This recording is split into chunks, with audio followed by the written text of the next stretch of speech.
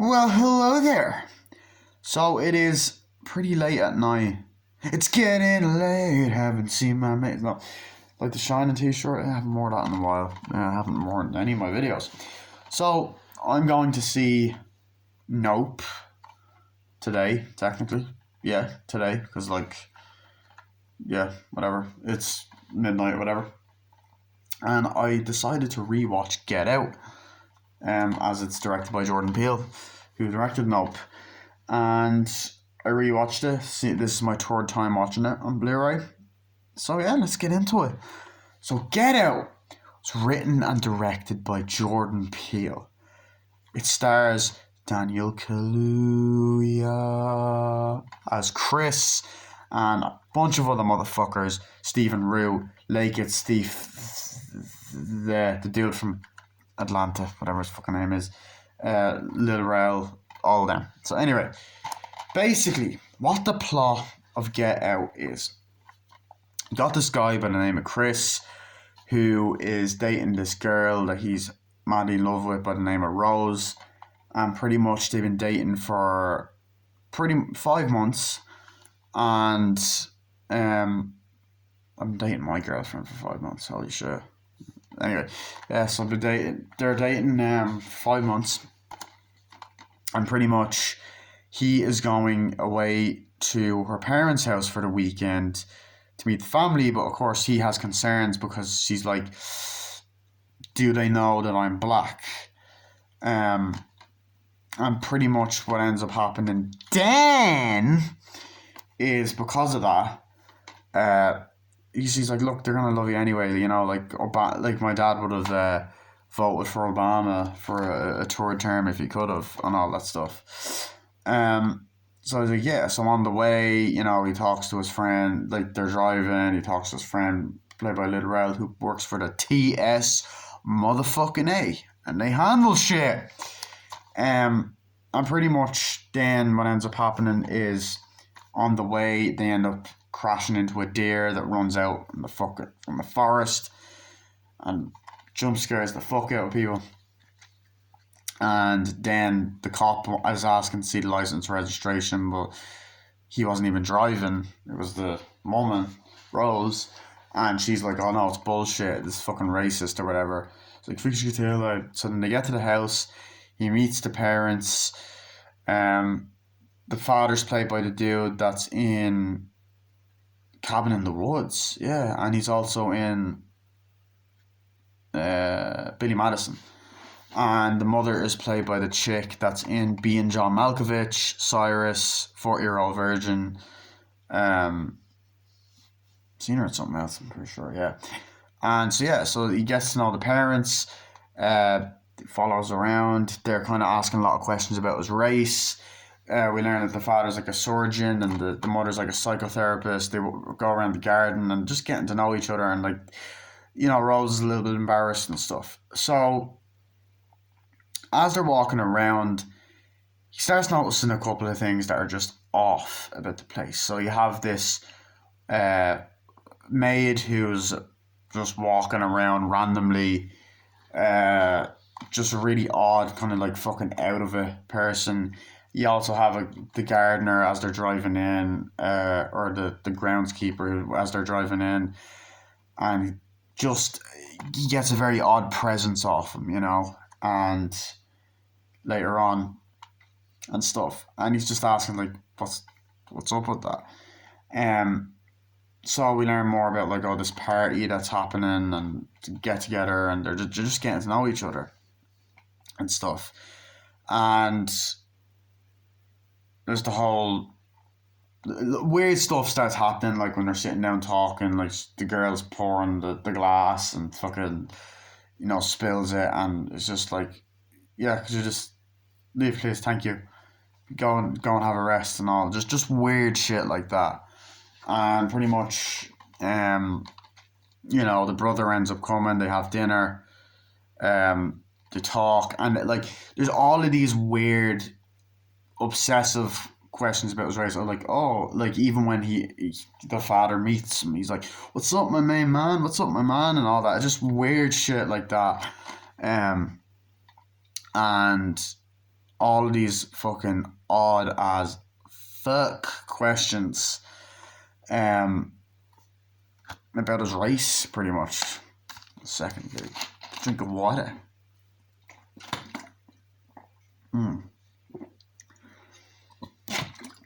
I got peanut butter on my penis. Anyway. So, just asking weird as fuck questions. And pretty much, they have dinner. You know, the guy's like, yo, you an MMA fighter. He's telling weird things about the girl's toenail collection, which Tarantino probably came when he heard that. And he's like, ah! Anyway, so you get kind of that kind of weird shit as well. And, you know, the father, they're just talking about different things in the dinner, and things just get a bit awkward. And earlier on is like, oh, you know, smoking's a bad habit or whatever, you shouldn't do that.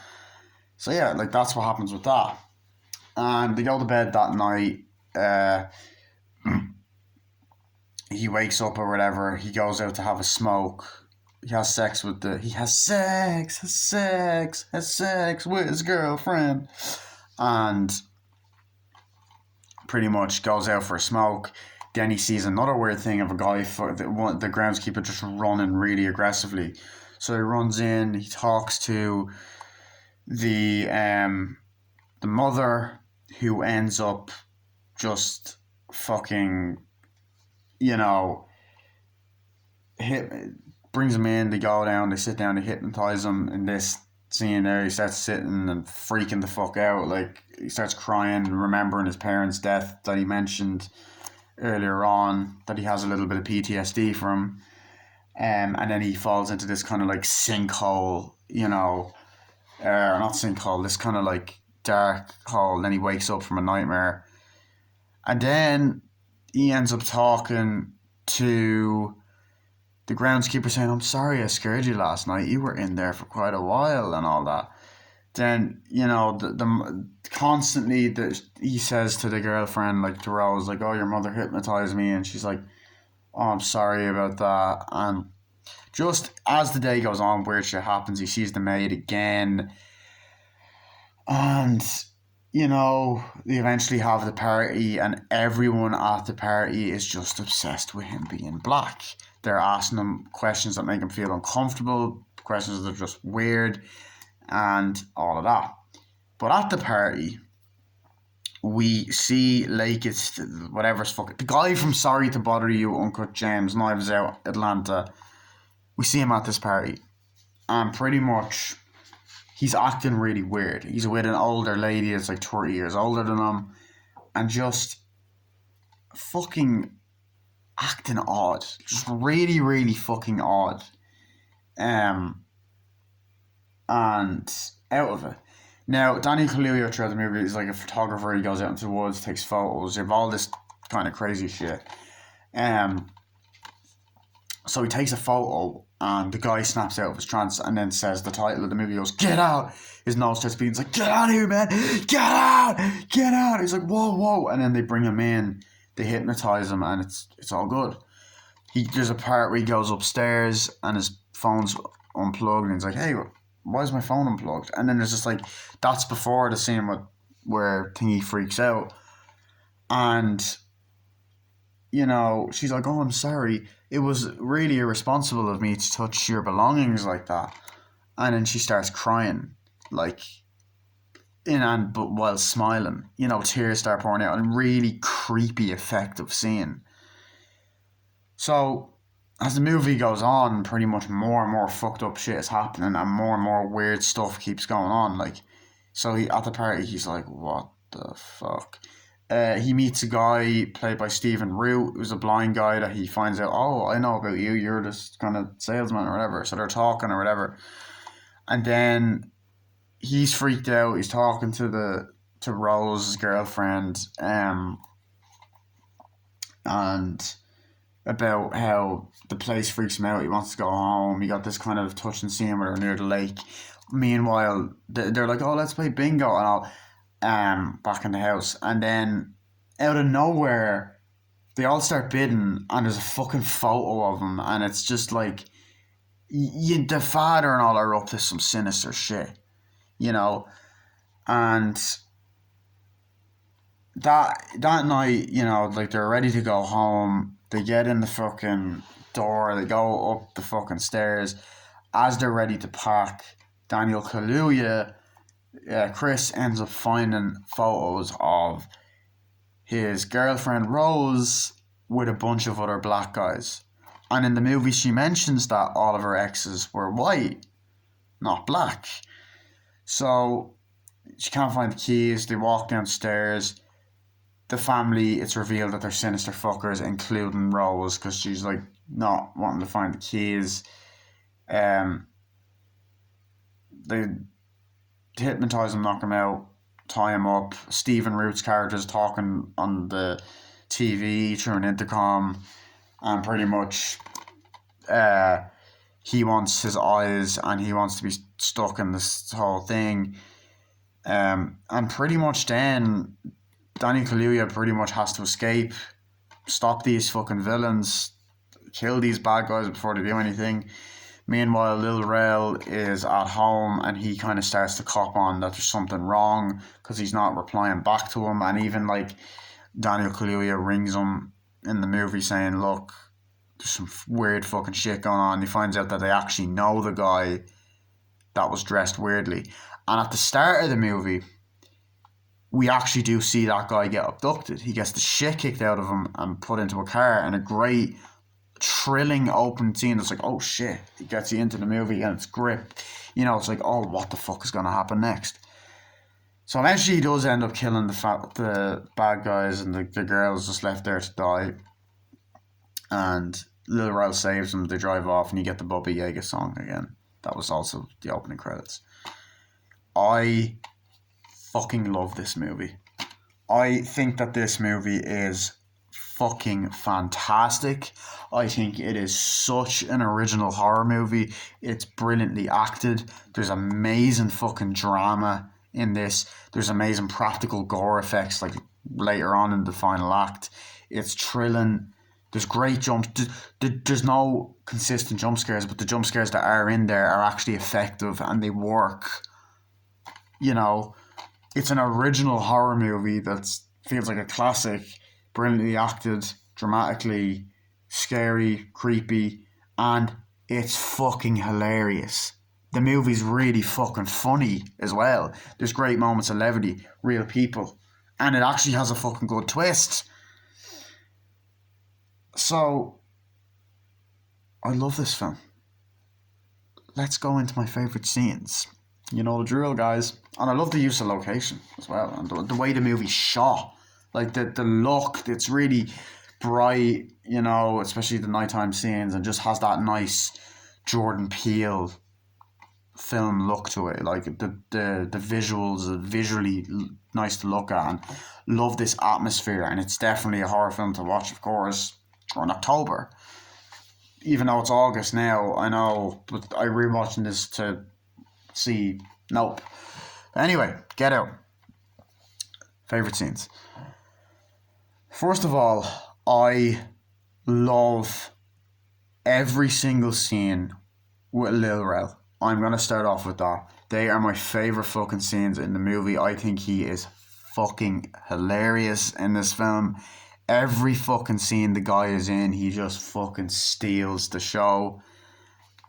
And he does. He does.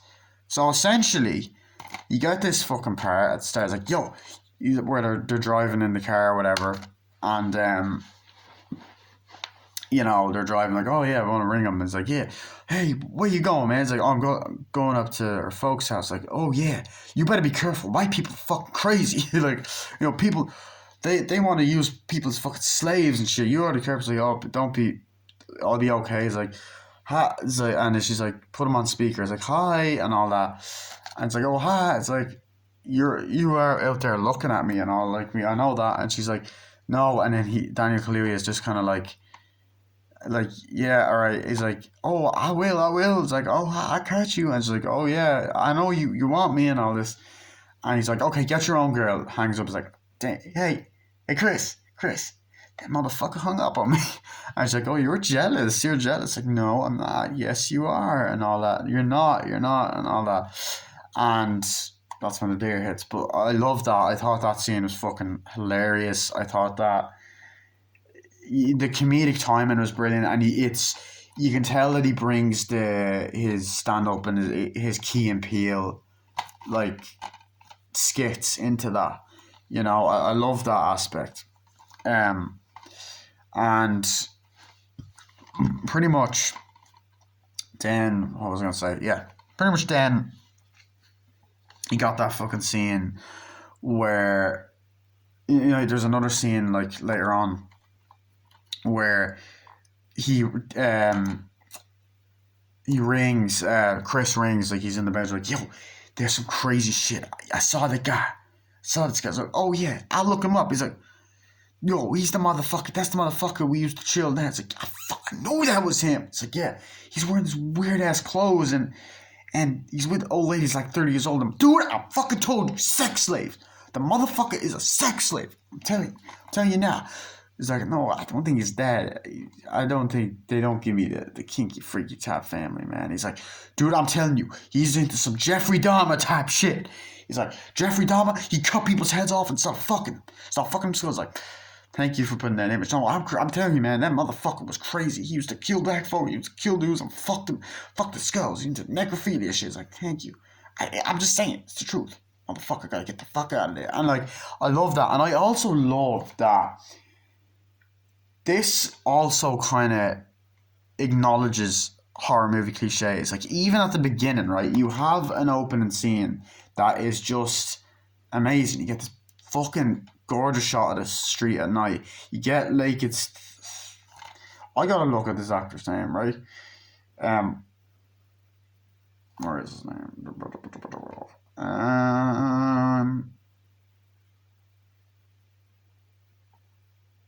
Anyway, you get that guy and he's walking like, yeah, okay, and all that. It's like, yeah, I'll be here. I'm in this freaky ass neighborhood, yeah.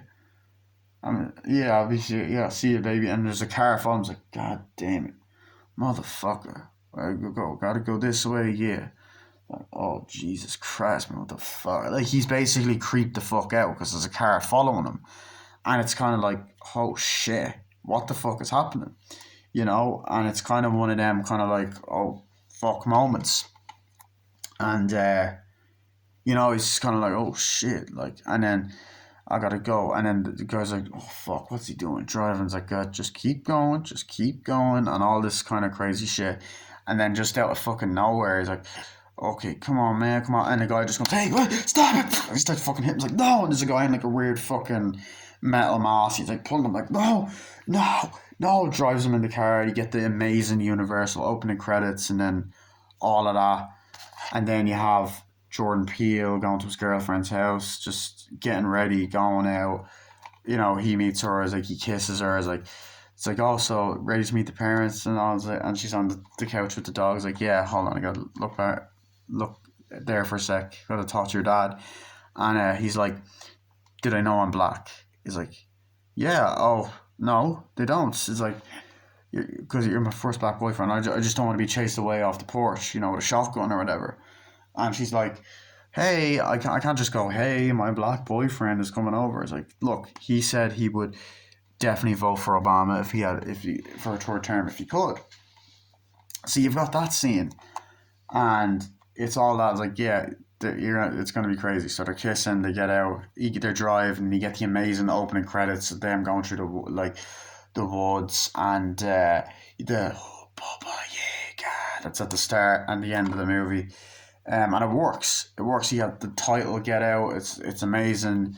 Them talking in the car like, oh yeah, it's great. And there's like, yeah, we gotta go. How long is it going? And they're talking, and then obviously we got that whole scene where he's talking to Lil Rel, and then you got the whole fucking, you know, the deer just comes and fucking hits him like, oh shit.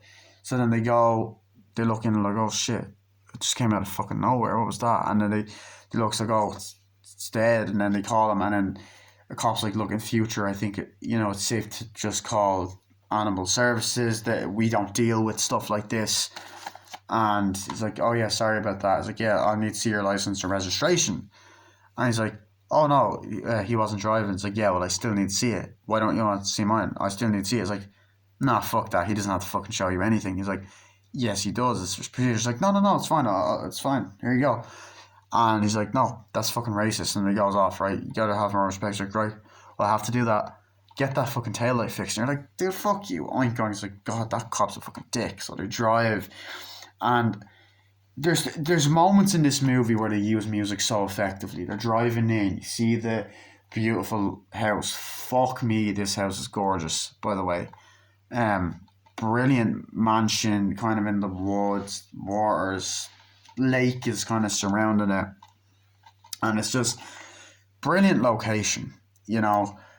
And the girl's like, "Oh, hi, it's nice to meet you. How come you're my man? It's nice to meet you. Hi," and all this stuff. And I just thought that was like a nice scene, and you know, that was it was great. You know, it was great. It's realistic. You know, at first they do seem like nice people, but those kind of white people they're so, like she goes, they're so white. They're so white. Like there's a moment later on where they're talking, oh, I don't want to have that party. Like, oh, they're so white, they're so white, you know, talking, and they start kissing, and then they have sex and all that, but you don't see the sex scene. It's just kind of afterwards, and then Jordan Peele's like looking at this lion, and he turns it around. He goes outside, smokes a cigarette, and of course you have that fucking scene where the guy's running. He's like, oh shit! He's like, what the hell? And he walks out and stuff. And yeah, so there's that. I like the realistic aspects. I like the kind of foreshadowing that the movie has as well. The deers are obviously a symbol for what happens later on, when there's a scene later where he looks over and sees this deer thing, and then kills deer on the thing, and he grabs it, and he just fucking run, like, you know, you have the father come out as the doctor, the surgeon, whatever, and then Jordan Peele just comes over and fucking stabs him with it, and fucking blood comes out, and fucking the guy dies, and it's a great scene. It's like a really fucking badass scene. And then there's moments where it cuts back like at night. There's really great camera work, and like into the woods, and the fucking deer's like dead in the forest, and there's fucking flies and shit you can hear, and even the flies at the window, and it's effective, and it's creepy, and it's unsettling, and Jordan Peele does a great job at that. And you know, it's great because Jordan Peele has said that he loves John Carpenter, you know, that he's one of his favorite horror director of all time, and it's great to know he takes inspiration from him. But yeah, so you have that, and you pretty much have like that scene. You know, it's like, oh yeah, this is the house. This is our youngest son here. Yeah, this is that.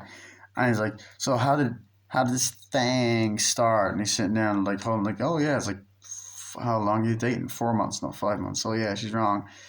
I'm right. It's like, yeah, get used to saying that, haha. And at first he seems normal. So here's the house. Here's the room's like, we're gonna show you a tour of the house. So we want to go upstairs. Like, before you see the tour, and they're just kind of going around. It's like, yeah, nice. So this is this place, that place. This is the kitchen. This is the room. It's like psychotherapist's room. It's like, oh, you're a psychotherapist. Like, yeah, you're a therapist. Oh no, psychotherapy. Yeah, and just that kind of thing. And they're kind of walking around. They go outside, walking like kind of around the woodland place, the woods and stuff. It's like, yeah. It's like, oh, we hit a deer. It's like, oh yeah. There's also that scene like they hit a deer and all that. He's like, oh, we hit a deer. It's like, oh god, I know this is bad to say. I don't want to be on my high horse, but I think it's good that you killed them. We got to get rid of them. I think they're like rats. They're like anything. Kill them. That's what I say. And I'm like, dude, fuck you. First of all, deers are not like rats. Fuck rats. Fuck seagulls. Fuck bats. There's so many creatures out there that are vermin. Well, I don't know where bats. I don't know. I don't like bats. Fuck them. Anyway, well, I don't want to fuck them. But that sounded really weird. And bestiality. Yeah, that was weird. I'm thinking of South Park now. Sorry. Anyway, or that was a penguin. Oh, fuck, shut up. Anyway, basically, so there's that, and they walk outside. It's like, I know what you're thinking. And he's kind of looking around. Oh, it's like this is our maid. It's like, hi, it's so lovely to meet you, and all that. It's like, yeah, nice to meet you too, and all that. And then you also have that scene where they're walking around or whatever, and you know, you have that the fuck, sorry, you have that, so that's it, like, I know what you think, all black men, people, you think it's a slave thing, like, it's like, how it looks, like, that's not what I was implying at all, and all that. And it's like, yeah, I know what it looks, I would have voted for Obama a third term if I could have, and I'm like, yeah, ugh, dude, seriously. And, like, I like how it kind of goes into that cringe aspect. So that I love that the movie does a good job of thinking that the daughter is not in on it, but the daughter in a lot of ways is the main villain of the movie. Um, Although I think the most powerful one is actually the mother. She's a bitch, but anyway. So yeah, then she's getting annoyed that night, like, oh God, who do they think they are? Why the hell like, who do they think they are? Like, oh my God, he's like, hey man, what's up, man? Like, who does he think he is and stuff? And he's like, mm-hmm. And he's on the laptop. Mm-hmm. I was like, I don't really care. It's fine. And, like, Daniel Kaluuya he plays such a nice, likable guy. He's like, look, it's fine. It's fine. He tries to be polite and stuff. Like, it's fine, And she's like, no, it's not. It's not. They're so white. They're at this party. They're so white. And then they start kissing, making out, and all of that shit. And then they have sex, have sex, have sex. Poop my answer, yes. Anyway, such a stupid fucking movie, honestly. Morbius. Anyway, Get Out. So yeah, so I love that. Back to Lil Rel, because I was saying I kind of got sidetracked. So Lil Rel, I love him as a character. He's not only just a comedic best friend, but he actually is an important character. He actually is a great friend to Daniel Kaluuya. He's like, yeah. He's like, where is Chris? And he's just there, like, watching the dog, like, yo, Chris, or whatever. Shit, what's going on? And all that. And he's looking up things. He's looking up things online and finds out that the guy's a musician and that he was kidnapped. It's like out of nowhere. It's like, oh shit. So then he goes and, like, there's this really fucking funny scene that I think is genius. I think the comedy and the comedic timing is brilliant. I think that Lil Rel's comedic timing is brilliant. To me, like, I like Lil Rel. I think he's funny. He was one of the only good things in Space Jam: A New Legacy. He's hilarious in the small role he had in Good Boys. He was the only funny part of Tag. And what else did I see him in? Oh, Free Guy. He was hilarious in Free Guy. And he's fucking hilarious in this, but this is my favourite role of his. So I love that. He's like, oh shit, this is crazy, and all that. And then that fucking part where where he goes in like, I need to talk to you, man. It's like, okay, well, we can't really be dealing with TSA. Like, that's not our jurisdiction. No, this is important. This is not TSA related. This is some crazy ass shit. Sorry. It's like, okay, ma'am. It's like, okay, first of all, don't call me ma'am. That reminds me of Transformers 3. Anyway, so there's that, and basically there's this whole fucking hilarious scene. It's like, so basically what happened is my boy's missing. Oh no, your son's missing. No, my boy, my best friend, he's 26. And I just fucking laughed at that. He's like, yeah, Chris. So basically it's like, oh yeah, he's going there, and, like, he's gone to his parents' house. I think they're crazy ass racist. And then go, look, I think, now what I'm about to say is going to sound crazy. I think what they're doing is they're abducting black people and making them sex slaves. Not regular slaves, sex slaves. I know they're doing some crazy shit. Sorry about the shit. And, like, just this hilarious scene is like, oh, okay. And they bring him in. It's like, so and it's just this amazing edit and cut. By the way, the editing on this movie is on point. May I point that out? And he comes in and he's just explaining the whole situation, and then they're all fucking laughing at him, like, are you serious? And I was like, no. And he's like, oh God, and he goes off. And it's just shit. Like, you're like, oh, it's funny, but you're like, fuck, this guy needs to care about his best friend. It's like, God damn it. And then he's looking at the dog, and the dog's just looking up at him. He's like, He's like, yeah, me too. And it's just a nice show don't tell moment. But I like that. That's great. Of course, I can't talk about this movie without talking about the infamous scene that was also in a lot of the trailers with Daniel Kaluuya sitting on the chair, and pretty much he goes in. He's like, "Oh, my you really got to stop smoking. It's a nasty ass habit." Um, and she's like, "I'm sorry." He's like, "Yeah, that's my daughter." I was like, "Yeah, do you want to come in? Sit down." He's like, and she basically starts asking him all these uncomfortable questions, like, "How are you?" It's like, "No, I'm fine." It's like, "Yo, are we doing this right now?" It's like, "Are you feeling okay?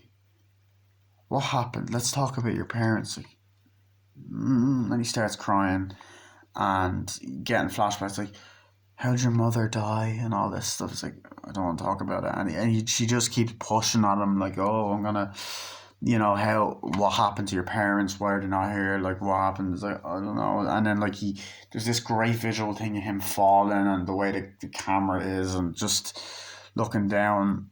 And it's like, "How do you feel?" Like, "I can't move." And he's crying. "You're paralyzed." And it's just this, like, look, and he's crying, you know. And it's just this really effective, creepy fucking scene that goes on for a while. And there's this, like, little thing. She keeps going to, like, stirring the teaspoon and, like, keeps hitting it to, like, hypnotize him. And, it's like, "You're sinking." He's like, "No." And then he ends up sinking. And it's this great visual effect that's done really well. And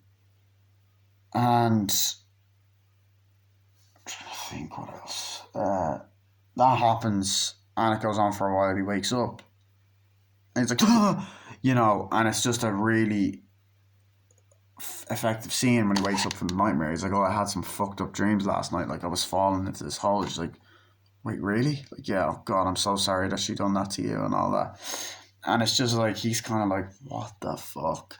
So they go to, like, you also have these great moments where they're taking photos, and then, like, he goes out, and, like, there's this music that goes din, and it's like that kind of, like, oh shit, and the music works. It makes the scenes more tense, creepy. The score is fucking brilliant. So yeah, but anyway, as he's walking, it's like, "Oh, hey, I saw you last night," and the guy's coming towards, like, and he's just kind of looking at him like, "Yeah, I do it best I can," or whatever. He's like, "Yeah, sorry if I scared you." I was like, "What?" It's like, "Oh, when I was doing my exercise last night, I didn't mean to frighten you." And it's just this really fucking creepy scene. Then we get the party scene, which is kind of where all the